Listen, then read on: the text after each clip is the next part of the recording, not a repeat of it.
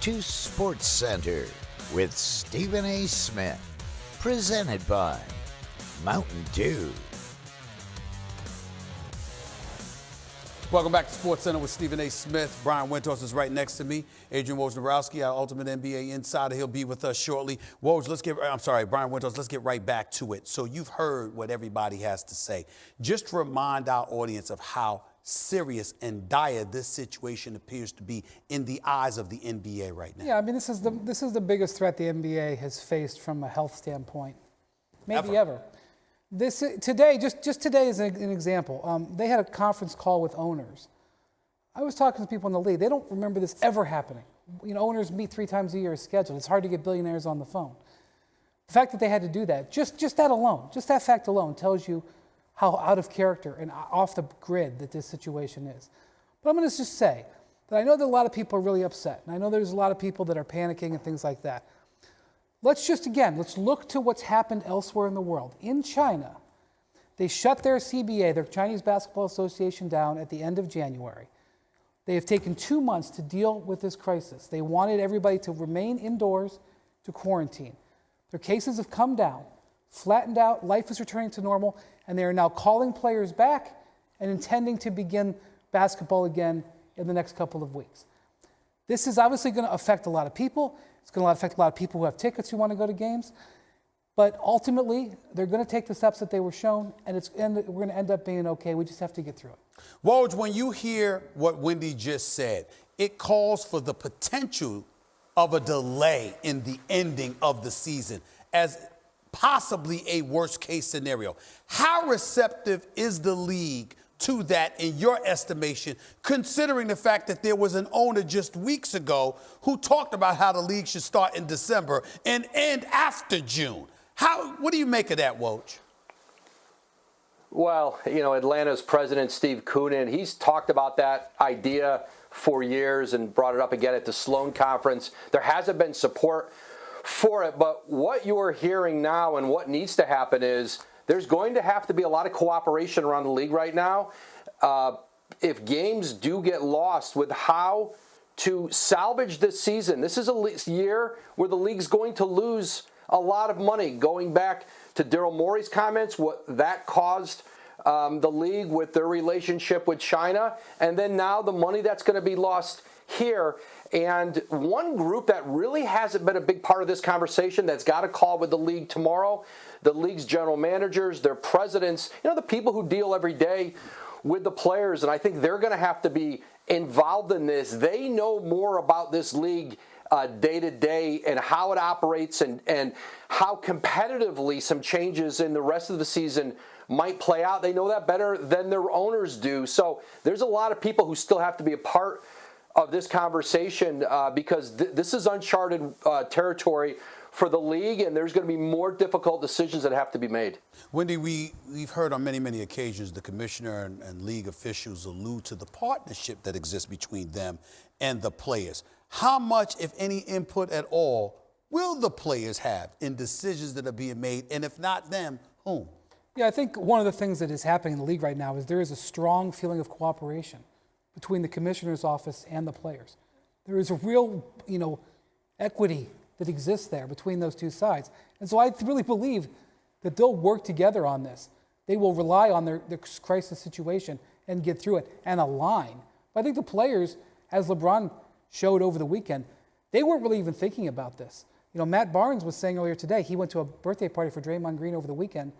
The word coronavirus was not mentioned one time.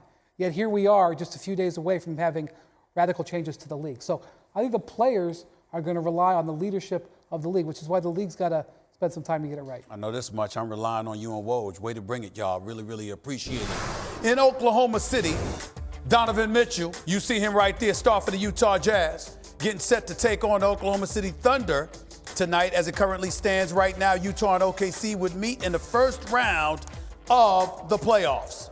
And obviously that brings me to my next guest, Royce Young, covering the Oklahoma City Thunder for us. He joins us right now. You were just at head coach Billy Donovan's pregame news conference. What did he say about the coronavirus and the impact that it's having on his team? Stephen A., he acknowledged how everybody's pretty nervous about this situation and just the bizarre fact of the scene and how it was set up pregame with reporters backed away 10 feet from a podium. Quinn Snyder, it was the same thing. And if you just look around the arena, Stephen A., and just the way that this is kind of unfolding, it's a weird situation. You know, Steven Adams had to alter his pregame routine. Instead of sitting in the locker room like he normally would, he had to come into a media room, sit down at a podium. The first thing he did is he looked over at the Thunder's PR guy and said, "Has this been wiped down?" And he said it with all sincerity, and he was told, yes, it has been very thoroughly. But, you know, one of the things as you look around this arena is just the inability to really contain this with fans in it. You know, I just talked to a ball boy that was rebounding for Donovan Mitchell and Danilo Gallinari, and I asked him, did they tell you to do anything with the basketballs? Were you supposed to wash your hands or sanitize the ball? And he was like, no, I didn't have to do anything. If you look out in the crowd, you see fans throwing a little soft basketball, one by one, going all around, taking turns just touching the same ball. You see players sitting off to the side in the same seats that fans will sit in watching film. So you can kind of feel the way that it's going to be difficult to contain this as long as fans are in the arena. Great insight. Really appreciate it. Royce Young, our reporter, our Thunder reporter, live in Oklahoma City right now. Thank you so much. Tonight at 10:30 on ESPN and the ESPN app, Zion Williamson and the New Orleans Pelicans are in Sacramento to take on the Kings. Both teams are chasing the Grizzlies for the number 8 seed in the Western Conference.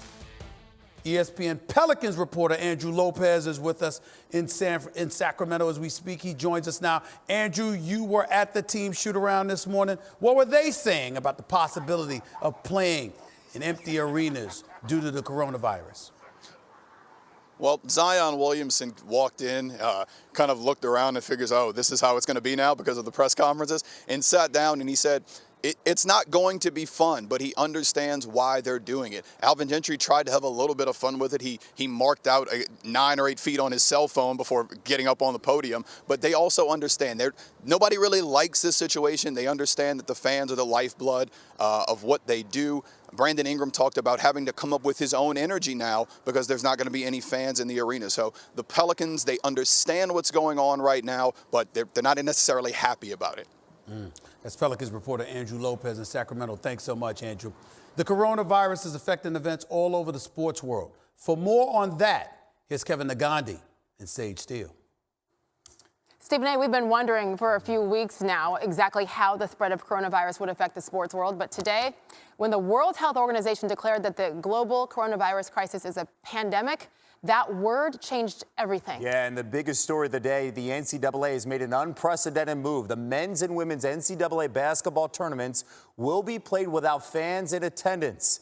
NCAA President Mark Emmert said in a statement this afternoon that all championship events will take place with only essential staff and limited family in attendance.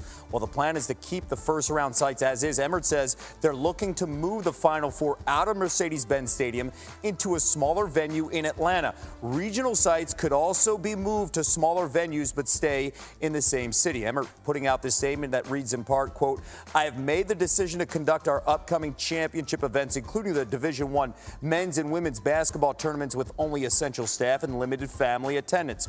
While I understand how disappointing this is for all fans of our sports, my decision is based on the current understanding of how COVID-19 is progressing in the United States." And now, the Big Ten and Big 12 conference tournaments beginning tomorrow also will not have fans in attendance, just essential staff and immediate family. That is it. The Big Ten's announcement came just hours after it said it would allow fans. So much is changing literally by the minute. Also, the Warriors tomorrow night, they will take on the Nets in Chase Arena in San Francisco without fans. The first NBA team to do that, as so much has happened in the upper northwest part of this country. The Mariners, speaking of the Northwest, Seattle Mariners will move all home games out of Seattle through the end of March, and actually the beginning of April. It's the first 7 games of their season that will not be played at home as scheduled. For the record, the number of coronavirus cases in the U.S. has topped 1,000, with the number of deaths at 31. Live from the Seaport District at Pier 17, brought to you by Chase. Our next NBA Saturday primetime game sees Steph Curry and the Warriors starting a 5-game Eastern Conference road trip against Giannis and the Milwaukee Bucks. Our coverage tips with The Jump at 8 Eastern on ABC and the ESPN app. I don't think that they have the pieces to actually compete in the Western Conference. Your best players have got to be better. That's why the Nuggets get lost in the shuffle. Why does this team thrive when everybody else counts them out? Here it goes. Got it. Denver has won. We have a lot of guys that are hungry and desperate and willing to do whatever it takes to have success. There has been a lack of respect for what they have achieved. I worked so much to get here. Hopefully I'm going to win a ring one day. While the Lakers and Clippers steal most of the headlines, don't sleep on the Nuggets in the Western Conference. Their success starts with Nikola Jokic, who's one of two players averaging 20 points, 10 rebounds, and 5 assists this season, along with Giannis Antetokounmpo. And Jokic has formed quite the dynamic duo with Mr. Jamal Murray, who's averaging nearly 19 points per game. The pair have assisted to each other 218 times this season. That's the most by any pair of teammates in the NBA, just ahead of LeBron and Anthony Davis.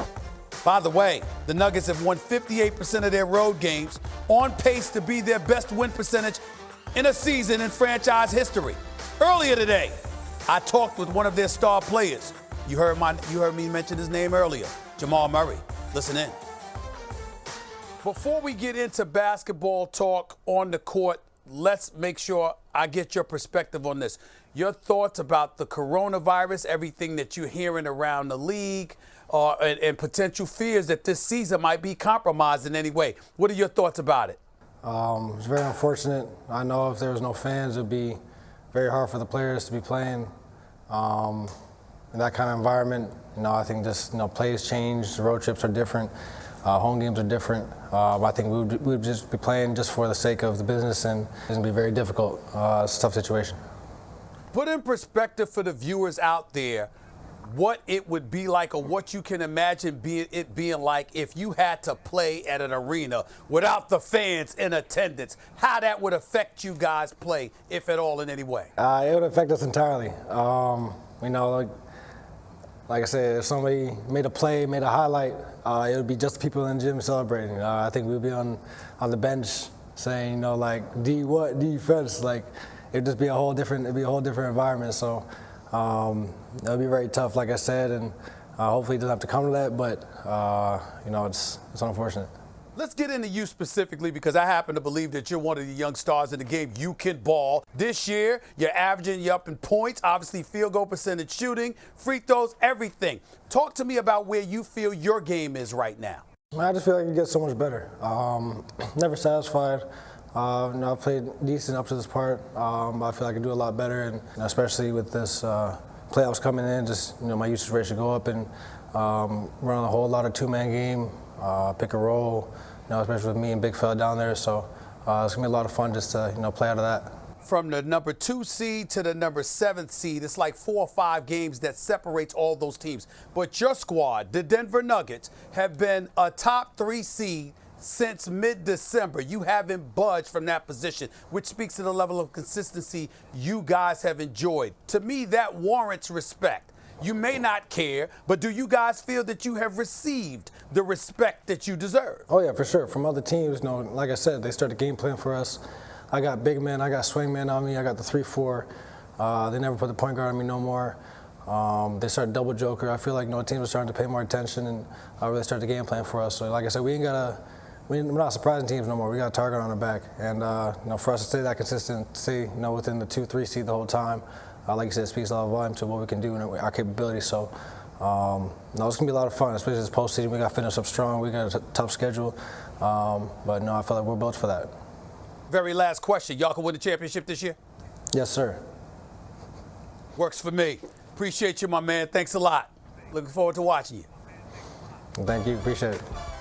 With the coronavirus concerns rapidly impacting the sports landscape, new reactions around the NBA on the latest steps the league is taking.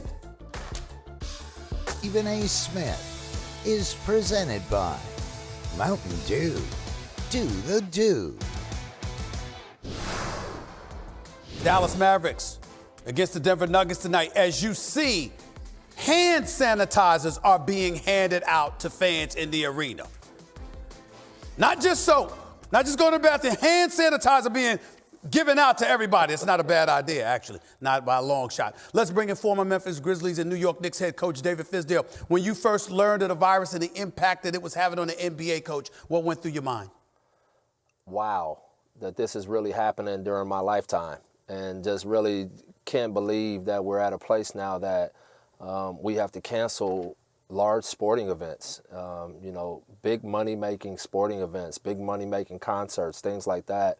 The thought that those things are now either being played without a crowd or being canceled is pretty overwhelming. As a coach in the National Basketball Association, do you agree with the league's decision to make sure that they're not having any fans? At least the Golden State Warriors have already made the decision in San Francisco, obviously, that they're not going to have fans at their game because of the health organization and the decisions that they made. What are your thoughts about that? I do agree with it, Stephen A. And this is why it's bigger than basketball right now. You're talking about a pandemic. You're talking about something that can easily be spread. We see how fast this stuff has ran through other countries. We can't be arrogant enough to think that we're immune to that. We have as many, if not the most, large gatherings than any other country in the world. And so for us to be diligent and cautious, I think, is the right approach. We can't risk our fans' health, and we also cannot risk our players and our staffers' health. Coach, as an assistant in Miami, you used to coach LeBron James. You're very close with him. We all know this. His original position was he's not playing if it's not going to be in front of the fans. He backtracked on that considerably, obviously, as he's learned more about this situation.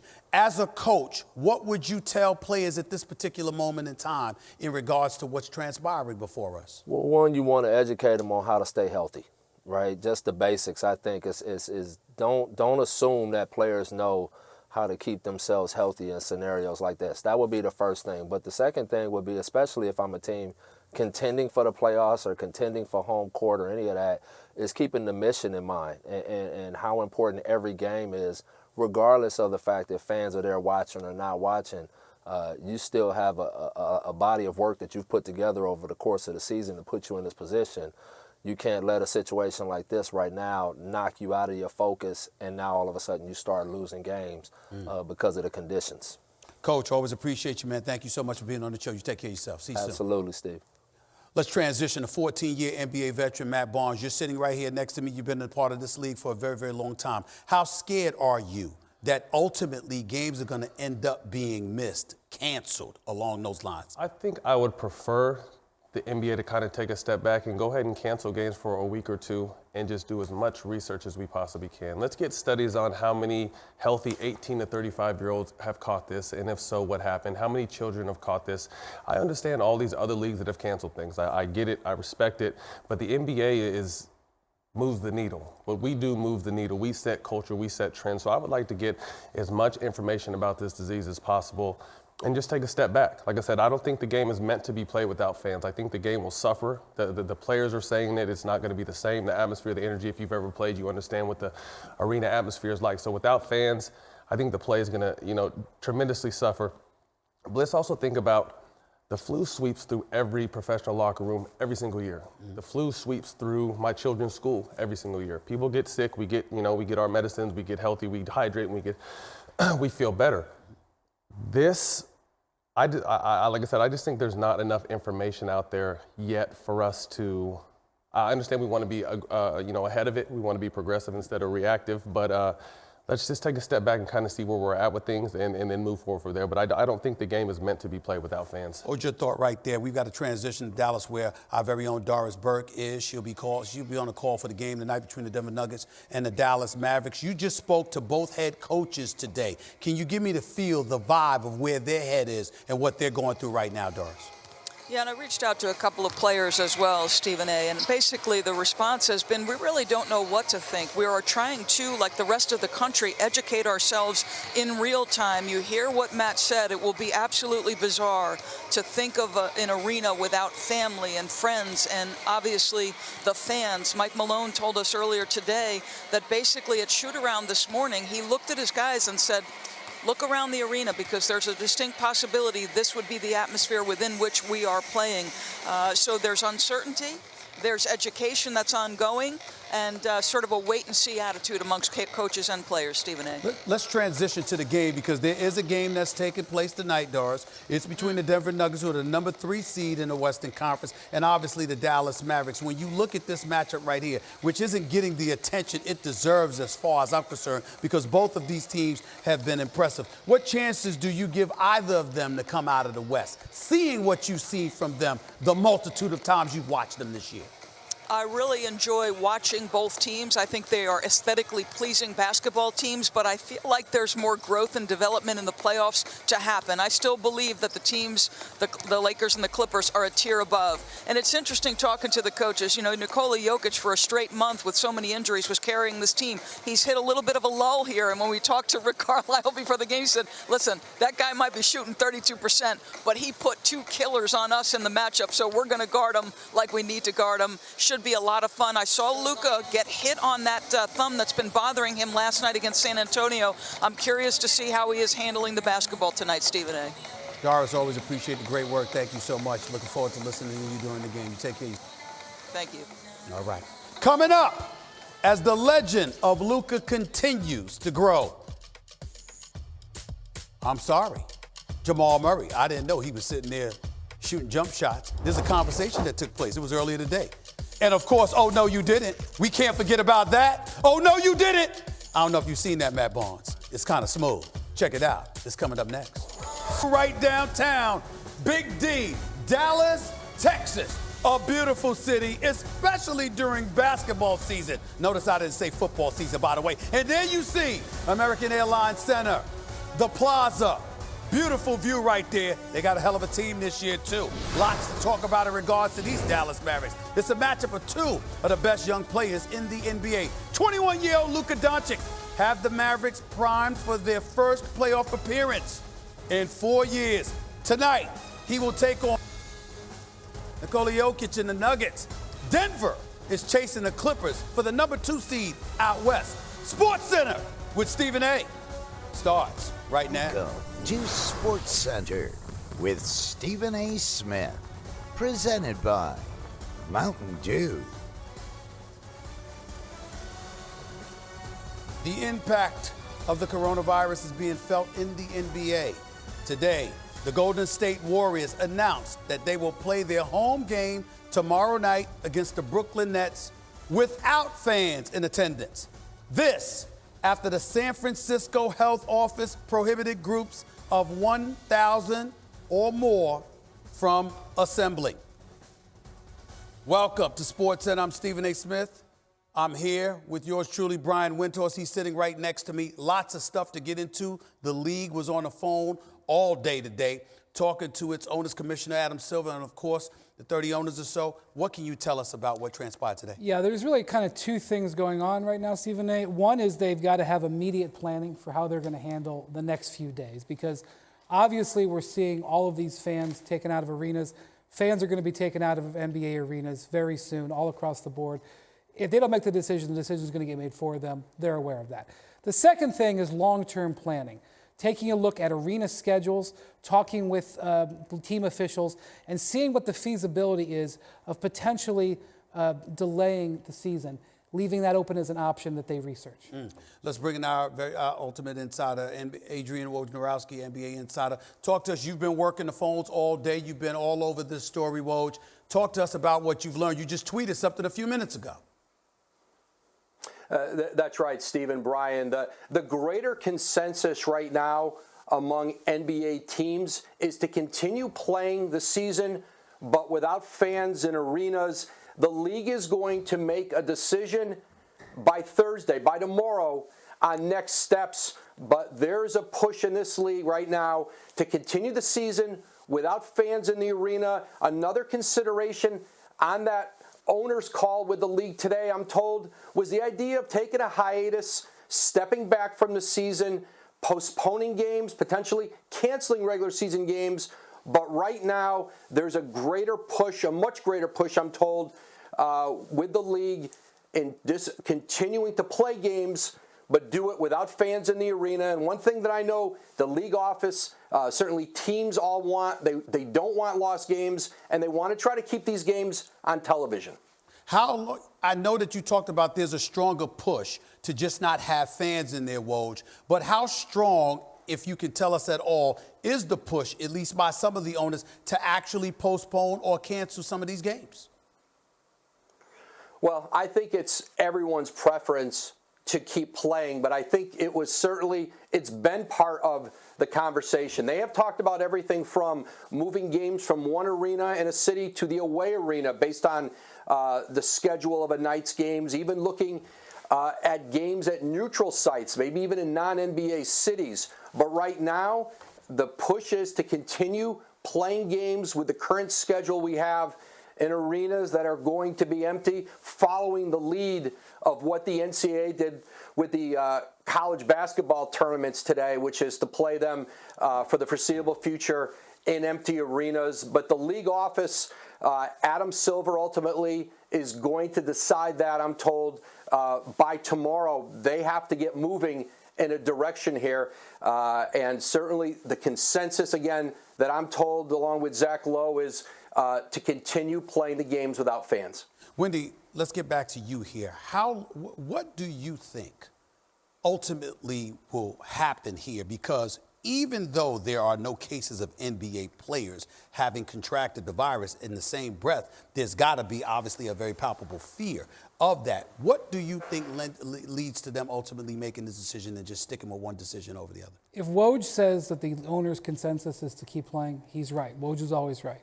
I'm just going to tell you, I'm looking at what happened in China and I'm looking at what happened in Italy. And in both those cases, they tried to continue those leagues, especially in Italy, without fans in the soccer league, and it just did not work. Mm-hmm. And now today we have a reported case of a Juventus player, one of the most powerful, biggest teams in Italy, coming down with the coronavirus.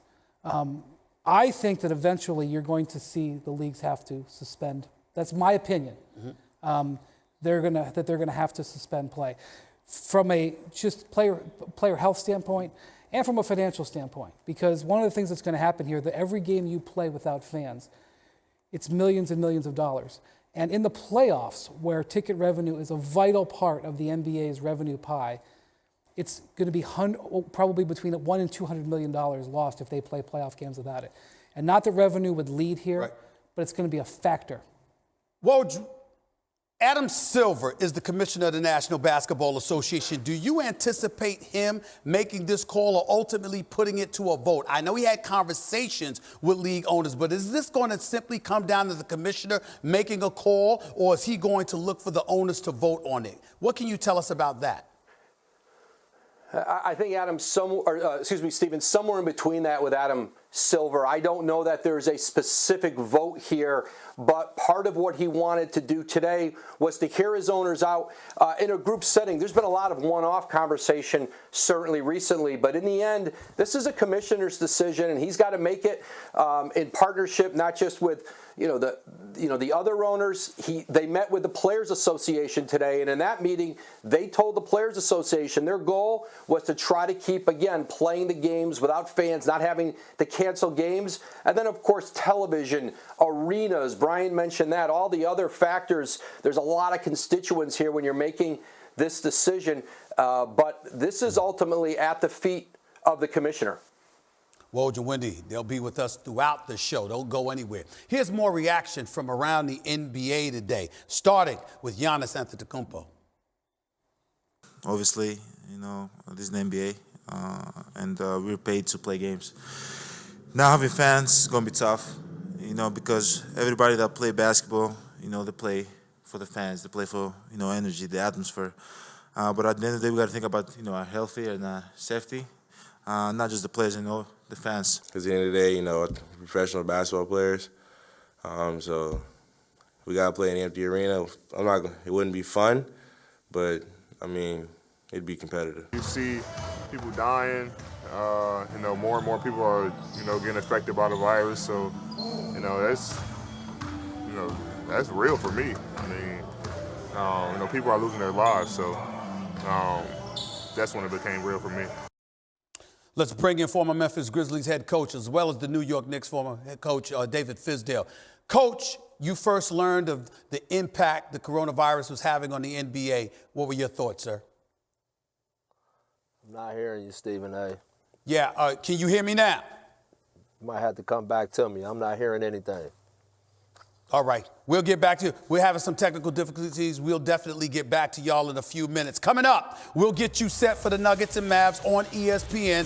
Darsberg standing by with reaction from Dallas over the coronavirus concerns and inside the must-see matchups in tonight's showdown. Plus, the NBA MVP race heats up. Has LeBron taken the lead over Giannis to win the award? We'll dissect the deciding factors. Next, don't touch that dial. More to come.